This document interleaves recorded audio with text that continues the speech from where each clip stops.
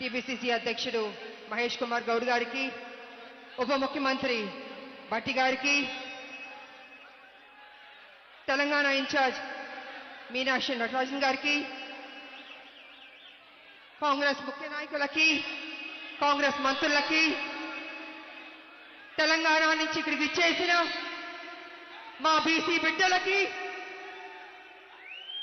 కాంగ్రెస్ కార్యకర్తలకి, మీడియా సోదరులకి అందరికీ నమస్కారం తెలియజేసుకుంటున్నాను. ఇవాళ ఢిల్లీలో జంతర్ మంతర్ దగ్గర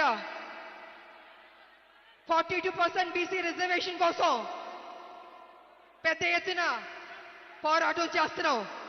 అదే మన ఆరాటం.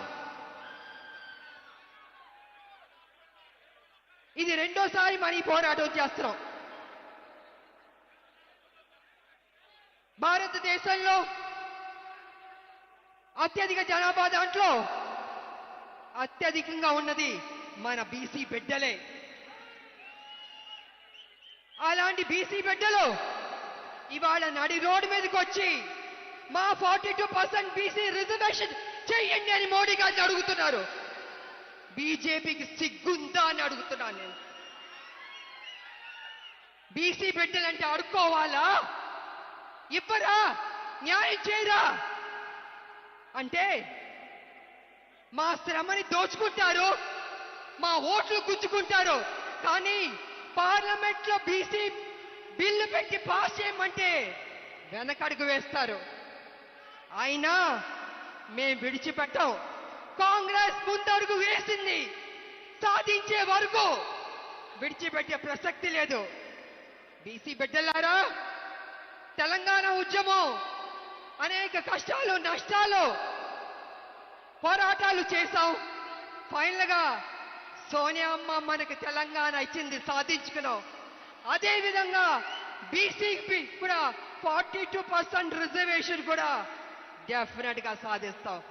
వదిలిపెట్టే ప్రసక్తి లేదు. ఇవాళ నిజంగా బీసీ బిడ్డల గురించి చెప్పాలంటే చాలా తక్కువే. ఎంత చెప్పినా తక్కువే.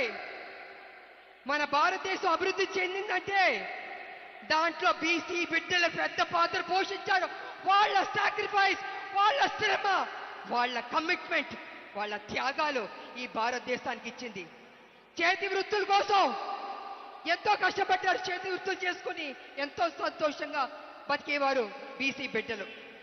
కానీ ఇవాళ కాలం మారింది. యంత్రాంగం కాలం మారింది. మిషన్లు వచ్చేసినాయి, రోబోలు వచ్చేసింది. రోబోలేమో వంటలు చేస్తుంది, ఆపరేషన్ కూడా చేస్తుంది. అలాగే మిషన్లు వచ్చిన బట్టి ఇవాళ చేతి వృత్తులు కనుమరుగైపోతున్నాయి. మరి చేతి వృత్తులు కనుమరుగైపోతే వాళ్ళు ఏ రకంగా బతుకుతారు, ఏ రకంగా ముందుకెళ్తారు, సమాజంలో ఏ రకంగా పైకి వస్తారు? కాబట్టి రాహుల్ గాంధీ గారు జోడో యాత్రలో అనేక రాష్ట్రాల్లో ప్రజల్ని చూశారు, కలిశారు, మాట్లాడారు, వాళ్ళ సమస్యల్ని తెలుసుకున్నారు. ఆ తర్వాత ఒక నిర్ణయానికి వచ్చారు. కోలాగానా చెయ్యాలి అనుకున్నారు. తెలంగాణలో ఉన్న మన కాంగ్రెస్ ప్రభుత్వానికి, మన ముఖ్యమంత్రి గారికి కోలాగానా చెయ్యండి అన్నారు.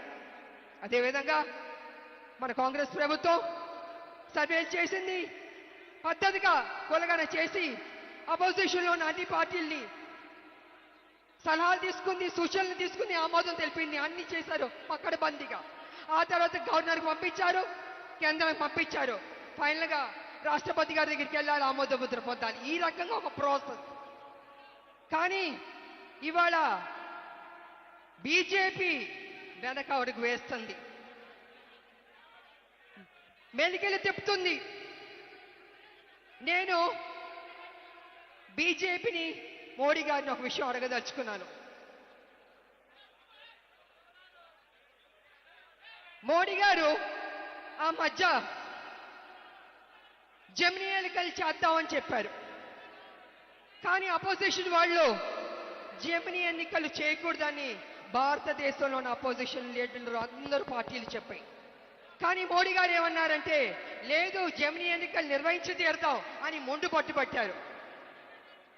మరి మోడీ గారు జమిని ఎన్నికలకి మీరు చూపించే శ్రద్ధ కొంచెం మా 42% బీసీ రిజర్వేషన్ మీద కూడా చూపిస్తే బీసీలకి న్యాయం చేసిన వారు అవుతారు కదా అని నేను మోడీ గారిని అడుగుతున్నాను.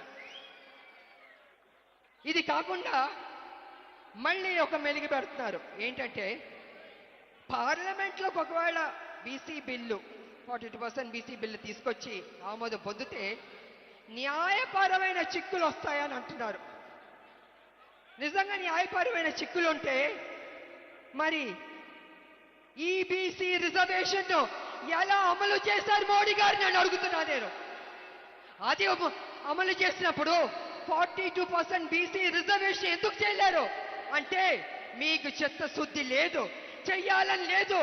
మీరు బీసీ చెప్పుకుంటారు, ఇవాళ నడి రోడ్డున మీ హైదరాబాద్ కాదు ఢిల్లీలో మా బీసీలకి న్యాయం చేయడానికి గొంతెత్తి అరుస్తుంటే పట్టించుకోరా మోడీ గారు? మీరేం చేయదలుచుకున్నారు? మీరు బీసీలకి న్యాయం చేస్తారా లేదా అని ఇప్పుడు తెలిసిపోద్ది. బీసీలు అయ్యా మోడీ గారు మీరు ఏదైతే కుర్చీలో కూర్చున్నారో ఆ కుర్చీ తయారు చేసింది బీసీలే, ఆ కుర్చీలో నాయకులు కూర్చోబెట్టింది బీసీలే, కానీ వాళ్ళు బీసీలు అవమానిస్తున్నారు. దేవుడు గుళ్ళో దేవుడు ఉన్నాడే చెక్కబట్టిందే అది ఎవరు చేశారు? మన బీసీలు కాదా? అన్నం పెట్టే బీసీలకు అన్నం పెడతారా? ఆలోచించుకోండి మోడీ గారు. కాంగ్రెస్ పార్టీ ముందడుగు వేసింది, రాహుల్ గాంధీ గారు పట్టుబట్టారు బీసీకి న్యాయం చేయాలనేసి.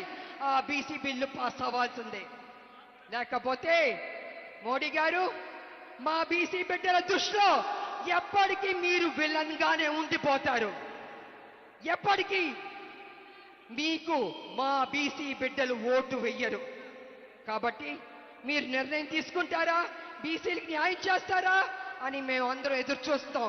కాబట్టి ప్రజలారా విడిచిపడ్డొద్దు, ఈ అవకాశాన్ని మనం సాధిద్దాం. తెలంగాణ సాధించినట్టే బీసీ 42% రిజర్వేషన్ కూడా సాధిద్దామని తెలియజేసుకుంటూ జై కాంగ్రెస్. అందరూ గుండె మీద చేపెట్టుకుని జై తెలంగాణ, జై తెలంగాణ. ఎందుకు గట్టిగా చెప్పమంటానంటే సోనియా గాంధీ గారు ఇక్కడే ఉన్నారు. అమ్మ సోనియా అమ్మ మనకి తెలంగాణ ఇచ్చింది, ఆవిడ సంతోషిస్తుంది. కాబట్టి మన రాష్ట్రాన్ని మనం గౌరవం ఇవ్వాలి. గుండె మీద చేపెట్టుకుని జై తెలంగాణ, జై తెలంగాణ, జై కాంగ్రెస్. Thank you. మరొకసారి